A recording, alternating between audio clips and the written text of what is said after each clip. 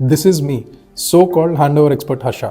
ఒక 8-9 years back literally ఏ high rise community కనపడుతున్నా కూడా అక్కడికి వెళ్ళి నా విజిటింగ్ కార్డ్స్ ఇచ్చి ఇక్కడ ఏమన్నా కాంట్రాక్టింగ్ రిలేటెడ్ వర్క్స్ ఉన్నాయా, లేకపోతే ఇంకేమైనా నేను వర్క్ చేసేదానికి స్కోప్ ఉందా అని ప్రతి ప్రాజెక్ట్ తిరిగేవాడిని హైదరాబాద్ అంతా. అప్పుడు ఎంత కష్టపడ్డానంటే జాబ్ క్విట్ చేసి మార్నింగ్ 9 నుండి ఈవినింగ్ 9-10 ఆ ప్రాజెక్ట్ మేనేజర్ బయటికి ఎప్పుడు వస్తాడా, వస్తే ఎలా మాట్లాడచ్చు అనే టైం కోసం ఆల్మోస్ట్ డే అంతా వెయిట్ చేసిన రోజులు ఉన్నాయి. అప్పుడు నా మైండ్లో ఉన్నది ఒక్క 20-22 years అబ్బాయి తన సొంతంగా ఏదైనా ఎంపైర్ బిల్డ్ చేయాలంటే పేరెంట్స్ ప్రౌడ్ మూమెంట్ తీసుకురావాలన్నా అది అంత ఈజీ జర్నీ అయితే అస్సలు కాదు. లైఫ్ అర్థమయ్యేది కాదు, కన్సిస్టెంట్ ఇన్కమ్ ఉండేది కాదు, ఎంత కష్టపడినా ప్రాజెక్ట్స్ ఎందుకు రావట్లేదు, నేను ఎందుకు గ్రో అవ్వట్లేదు, ఐఎమ్ గివింగ్ మై 100% ఎఫర్ట్స్ అని ఎప్పుడు నా మైండ్లో అలా రన్ అవుతూనే ఉండేది. అప్పుడు నేను ఒక్కటే నమ్మేవాడిని, కన్సిస్టెంట్గా హార్డ్ వర్క్ అయితే చేస్తున్నాను, రిజల్ట్ అనేది ఖచ్చితంగా కనిపిస్తుంది అని.